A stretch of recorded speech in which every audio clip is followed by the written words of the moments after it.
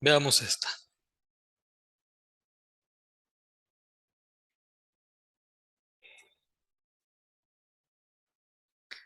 La religión es la concretización de la conciencia mística y las acciones místicas. Las acciones místicas son los ritos. Díganme, por favor, ¿esto es verdadero o falso?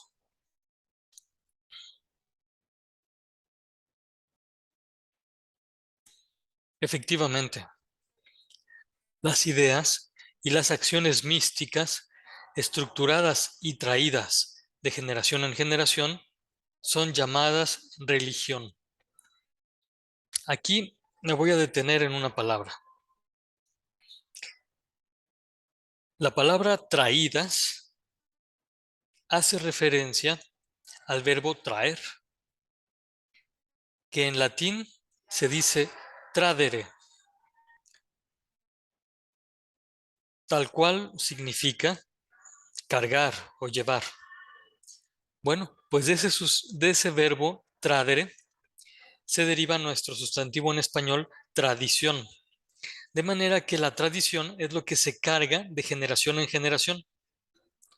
Es lo que los papás le dan a los hijos como principios de vida, claves para poder resolver problemas y un montón de conocimientos que le sirven para vivir a la persona que los recibe.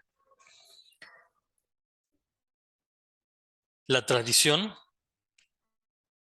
también son ideas y acciones místicas que te llegan como herencia.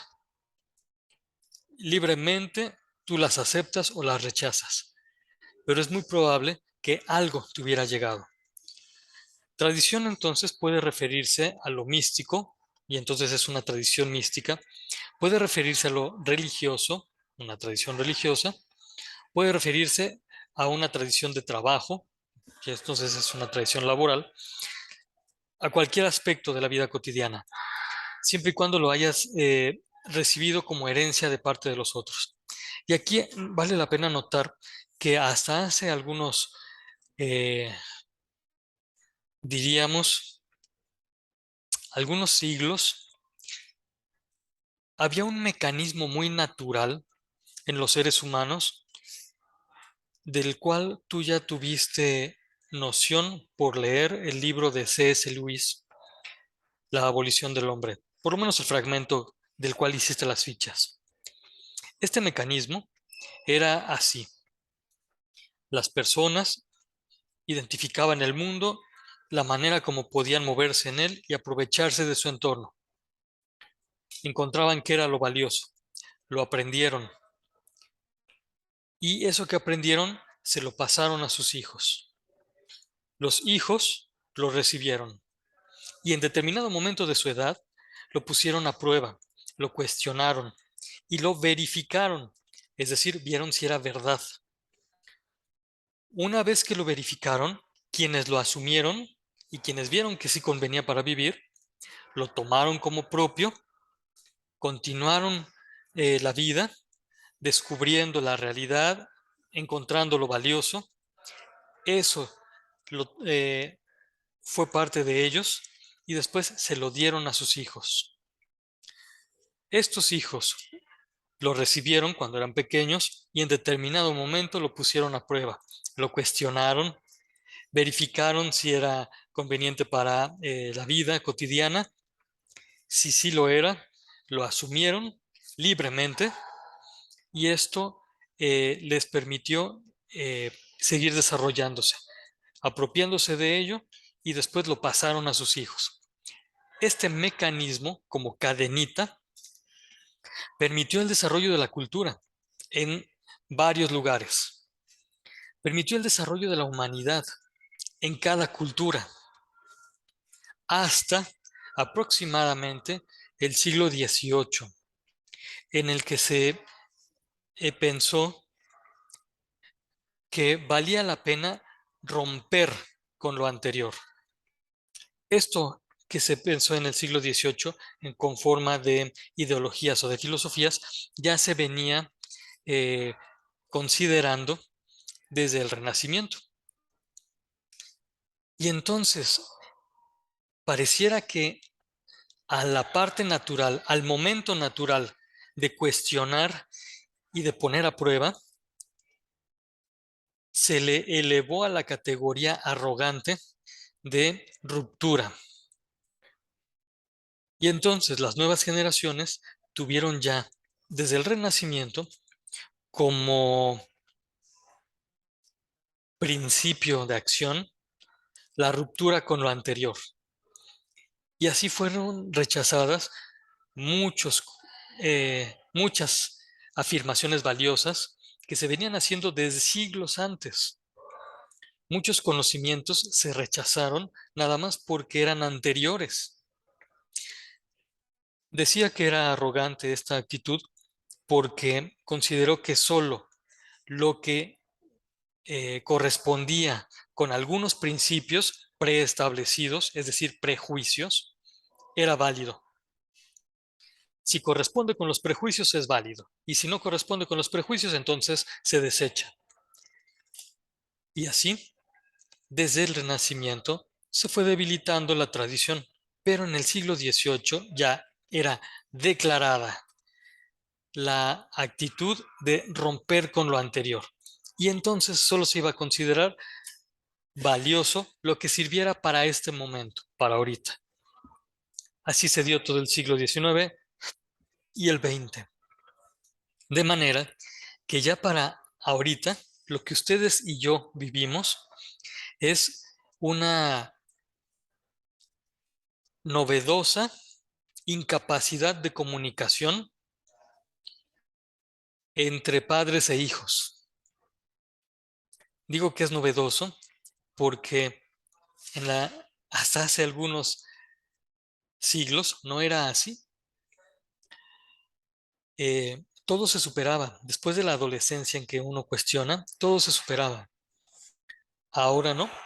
Y pareciera que las nuevas generaciones empiezan de cero. Y esto es bastante injusto para las nuevas generaciones. En fin, que cuando la tradición fuere mística, laboral o de cualquier otra índole se rechaza, la persona se está cortando sus propias raíces. Y como a cualquier árbol que se le corta las raíces, lo que le queda es la esterilidad y eventualmente eh, la caída ante cualquier viento de la moda o de la ideología. Esto convendría considerarlo como causa de la tristeza que algunos de sus compañeros tienen eh, en esta escuela o en otras. Yendo el camino hacia atrás, recorriendo el camino hacia atrás, convendría retomar la mecánica humana de verificación de la tradición. Es decir, tú le pones atención, la aprendes bien, tomas lo que se te da por herencia, verificas si sirve para vivir razonablemente, no racionalistamente, verificas si los conocimientos propuestos son objetivos y te ayudan a relacionarte mejor con la realidad, y si sí los sirven, si sí sirven para eso, entonces los asumes y luego se los podrás pasar a quienes te sucedan. Esto era importante. Y hasta allí vimos el asunto de la tradición. Ahora les pido por favor que leamos esta frase y me digan si es verdadera o falsa. El anhelo de felicidad ilimitada es una característica objetiva de la naturaleza humana. ¿Verdadero o falso?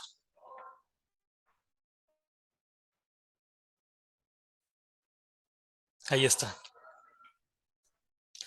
Decimos, el anhelo de felicidad, de justicia, de amor, el anhelo de verdad, de seguridad, de bien, de belleza sin límite, es una característica de la naturaleza humana. Resulta que el anhelo no te lo puso la tradición, no te lo pusieron tus papás, ni la moda, ni la ideología contemporánea. Ese anhelo es natural.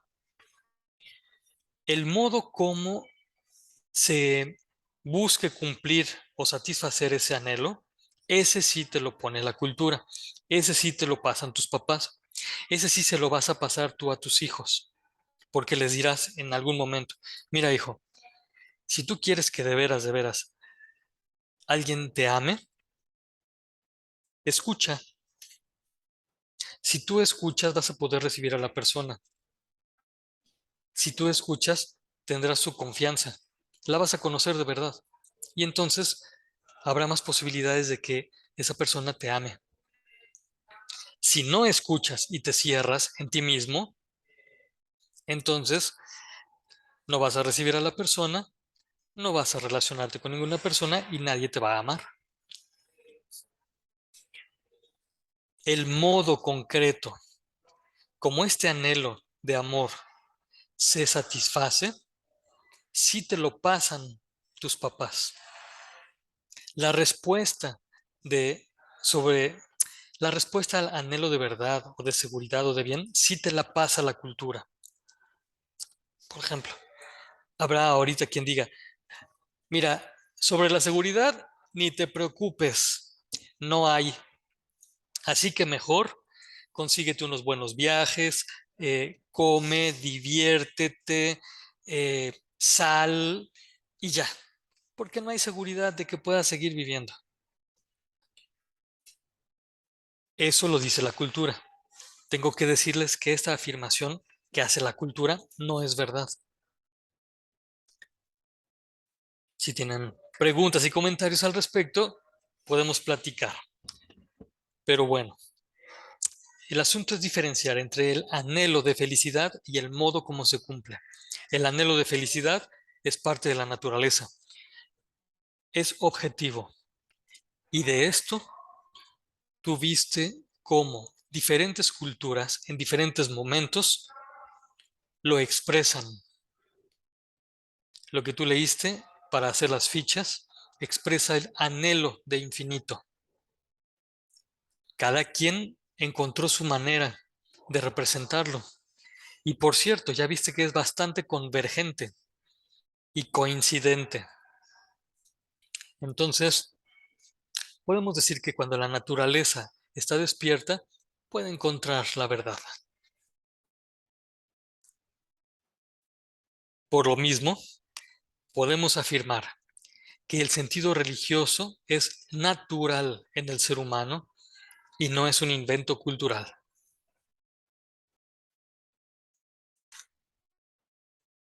Por lo tanto, dime, ¿esta afirmación es falsa o verdadera?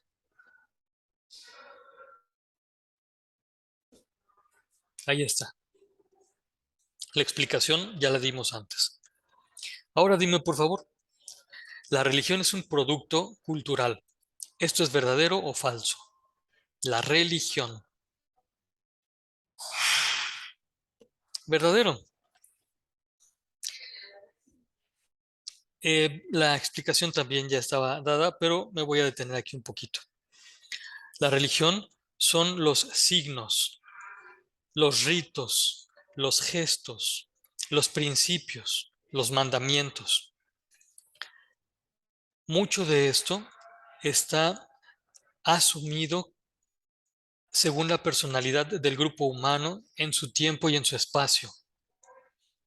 Tú lo viste en los aforismos que leíste para hacer las fichas. Y entonces quiere decir que la religión es un producto cultural y así es un invento del ser humano. Podemos decir que la religión es algo subjetivo hasta cierto punto, sí, pero es una respuesta a un hecho. Por cierto, ¿te acuerdas de esa única palabra que tiene el significado que acabo de mencionar? En una sola palabra, ¿cómo se dice a la respuesta frente a un hecho? Por cierto, es una palabra de 2 letras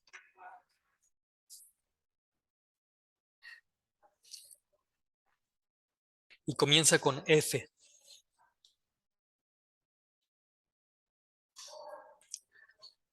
La fe es la respuesta a un hecho. Ciertamente la fe es humana, digamos, parte de la libertad. Tiene su principio en la libertad, pero no su principio originante. Es originada por una provocación externa, por una provocación objetiva. La fe es respuesta a un hecho. Muy bien. Ahora sí vamos a lo siguiente. Dice esta afirmación: el espíritu es el principio de vida propio de la naturaleza humana. ¿Esto es falso o verdadero?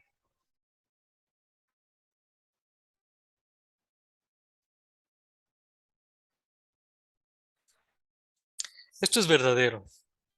Y sin echar mano de las religiones ni del conocimiento de ninguna doctrina religiosa, sino atendiendo a lo que los filósofos desde la antigüedad ya habían dicho, podemos afirmar que el espíritu es el principio de vida propio de la naturaleza humana. Esto también lo tienes en las nociones que escribiste.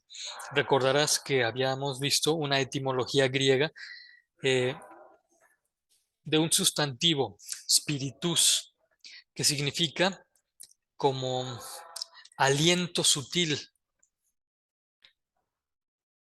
Así lo llamaron los griegos. Y a la cultura latina pasó con la palabra ánima. Ánima es lo que anima. De ánima se deriva animal. Animal es el ser animado. Y particularmente del sustantivo latino ánima se deriva nuestro sustantivo en español alma.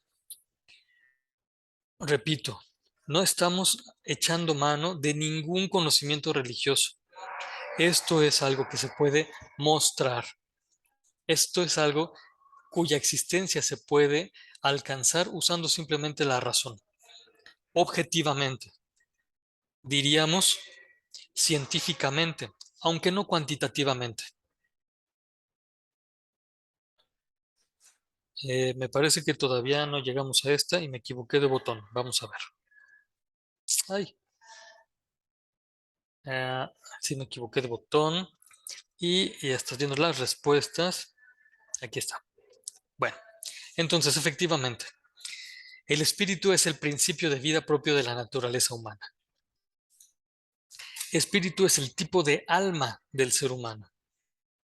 Es el principio inmaterial que autoorganiza y automueve al ser humano. Y al ser inmaterial, no corresponde a las categorías ni del tiempo ni del espacio. El alma no es material y por lo tanto no se puede ver ni se puede pesar. De ahí que los fantasmas sean textualmente productos de nuestra imaginación, no almas que andan por allí. Repito, esto no es conocimiento religioso, ¿eh?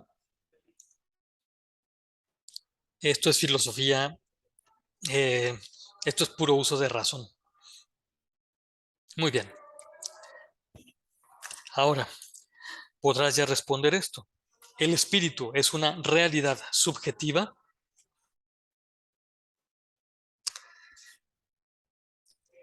Esta afirmación es falsa. Tú no te pusiste tu principio inmaterial de vida, ni te lo pusieron tus papás, ni tú se lo pusiste al perro, ni los papás del perro se lo pusieron. Y sin embargo, aunque somos tanto el perro como nosotros, como cualquier otro ser vivo, orgánicos, nos zafamos de la dimensión física y química, de los dinamismos físicos y químicos, y hacemos siempre algo más. comentarios y preguntas, podrás expresarlas libremente en la plataforma o nuestro próximo, iba a decir nuestra próxima clase, pero no, en nuestro próximo encuentro, quién sabe cuándo sea. Muy bien. El alma espiritual existe objetivamente. Es inmaterial, intemporal, insensible. Para existir no necesita que la persona la esté pensando ni creando.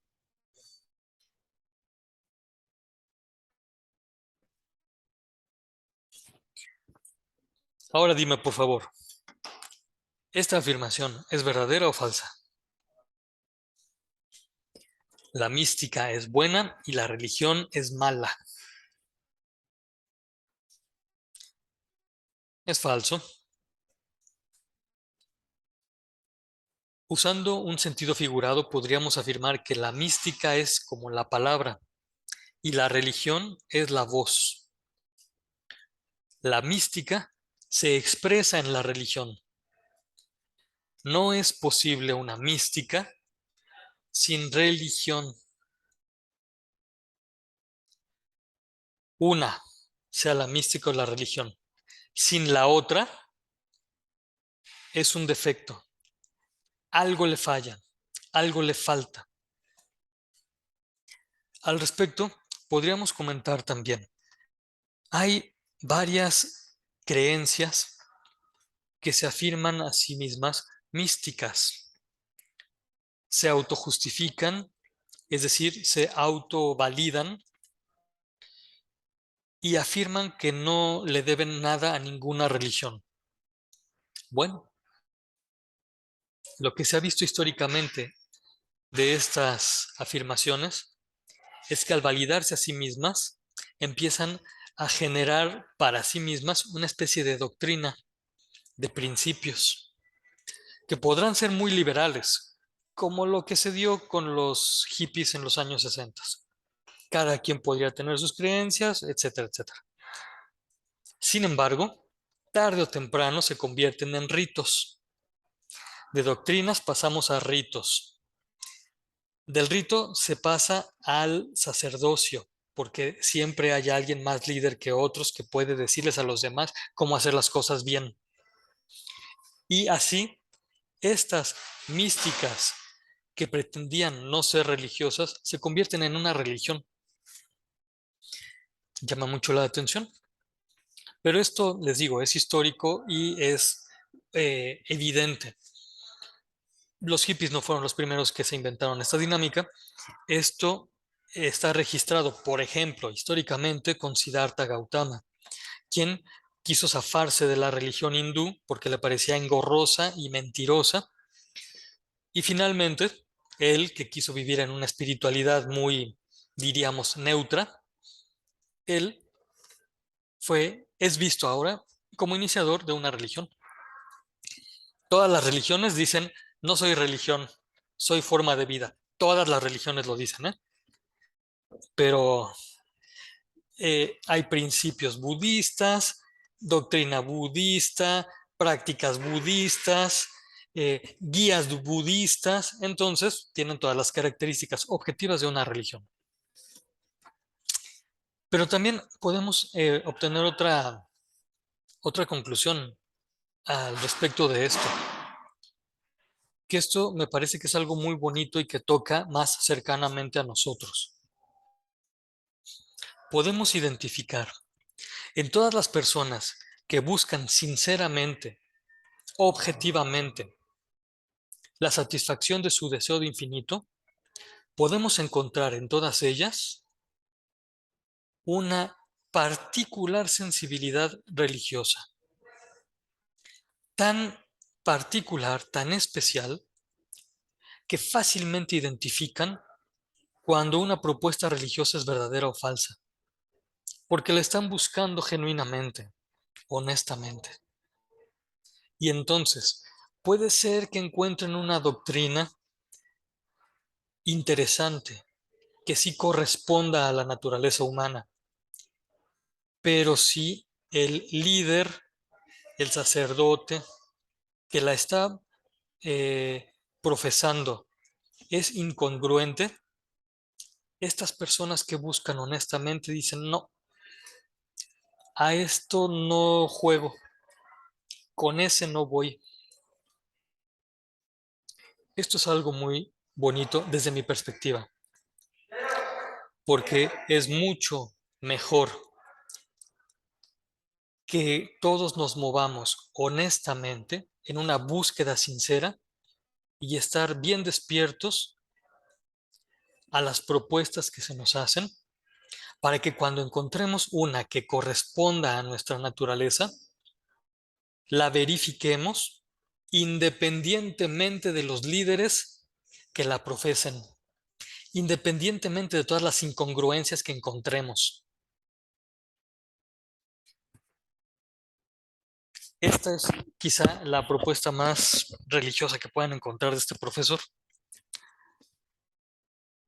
Yo soy católico y en determinado momento de mi vida hice esta experiencia que ahora les comparto como herencia y que ya cada quien ve si la recibe o no.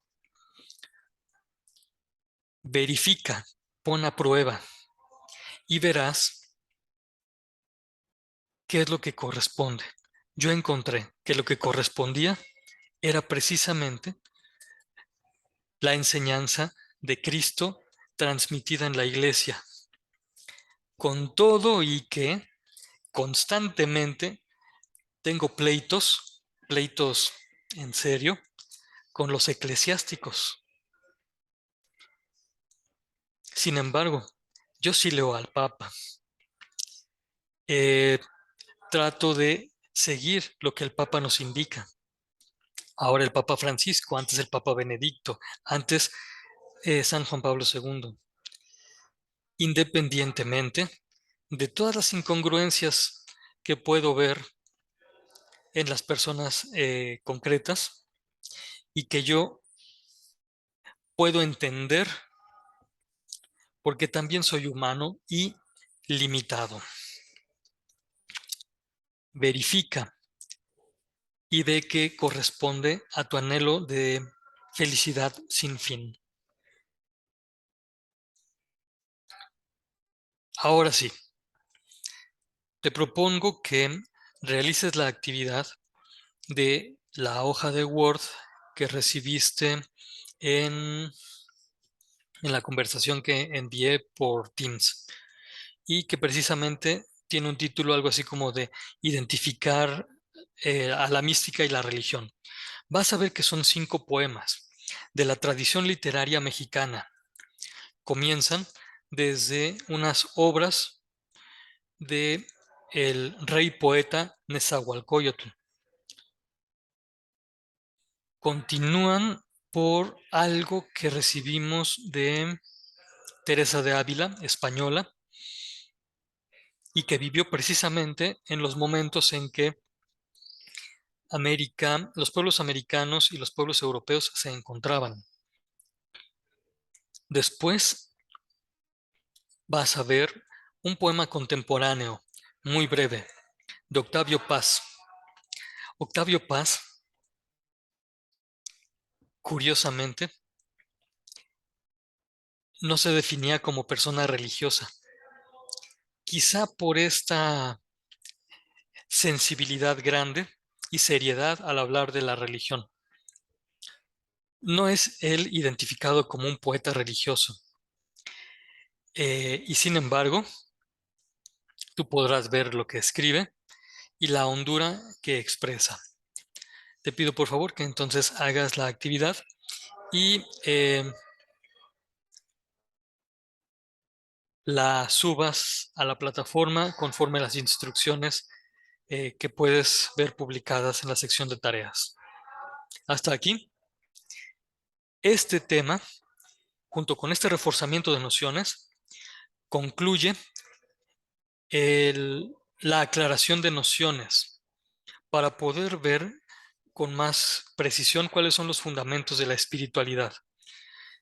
Y entonces ya puedas trabajar hábilmente con las nociones de mística, religión, espiritualidad, por lo menos con estas. Nos vemos luego.